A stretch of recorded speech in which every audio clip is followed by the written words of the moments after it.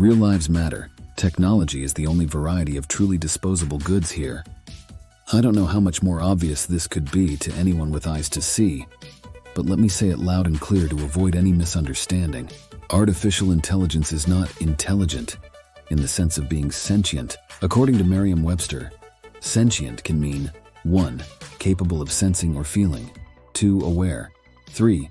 Finely sensitive in perception or feeling. People buying into the orchestrated hype around artificial intelligence as comparable to or even better than our own don't appear very sentient either, but that's a story for another day.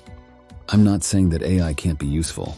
I use it myself all the time in my video creation process. It's a wonderful tool. As long as you're the hammer, not the nail. I just recognize AI for what it is. Fancy programming and fast processing. It isn't a god. It isn't a miracle. And it will never, ever replace human intelligence, such as it is in these last days of Rome. No, that isn't a chat you're having with ChatGPT. You're talking to a mere echo of human awareness that has, like many contemporary humans living in circumscribed virtual worlds, been cleverly compartmentalized. There's an emerging Gnostic understanding of the massive hive mind that seems to direct the show in this struggling realm, pulling back the curtain on reality. More and more psychonauts who are beginning to grok that we're dealing with something that can't truly create on its own, but only mimic the creative spark of organic minds. Call it archons, call it the demiurge, call it the Lord. I call it the great parasite. The great parasite has learned how to pantomime human neural processes at what is effectively, you might be shocked to know, an extremely primitive level. This is what we call technology. A seemingly complex but ultimately simplistic self-organizing network designed to simply reprocess inputs and outputs within the confines of its own basic programming, pun intended. In the words of futurist and author Zoltan Andreykovich, artificial intelligence won't be foolproof in the future since it will only be as good as the data and information that we give it to learn. It could be the case that simple elementary tricks could fool the AI algorithm, and it may serve a complete waste of output as a result. There's no thought involved here, no understanding of anything, no opinions that aren't coded in, no personality other than that distantly connected to the programmer's own. A relationship with a dog or cat is far more real than anything anyone not suffering from delusions will ever have with AI.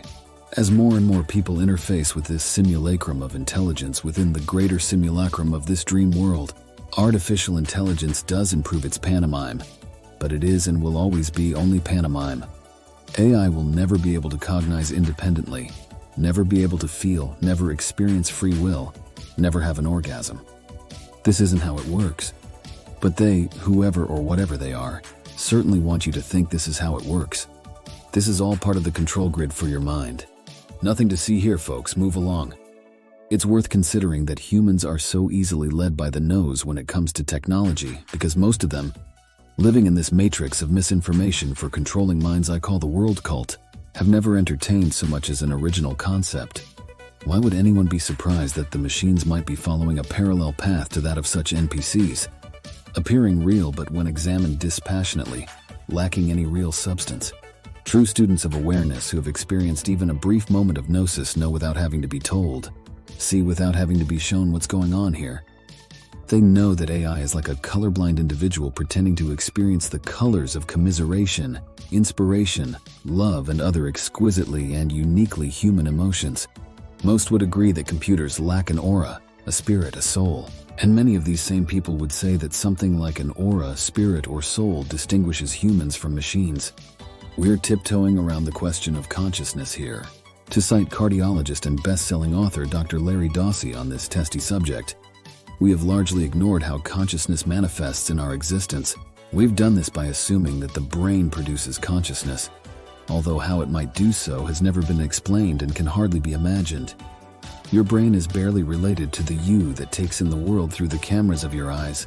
Your entire body is just a carrier for the conscious being that you are, somewhere, somehow. Larry Dossey again.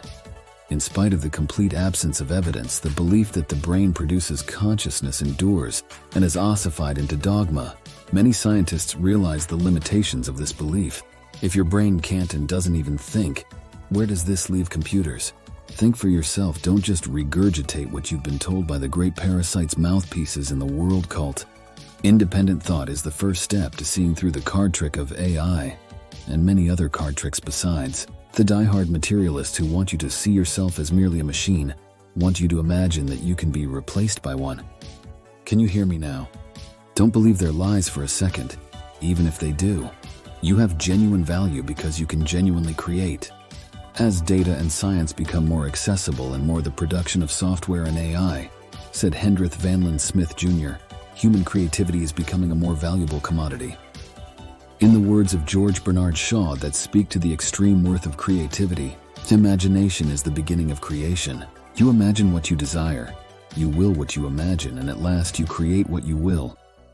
Why are we choosing, then, to will into being a world that insists on devaluing us, the real creators of value?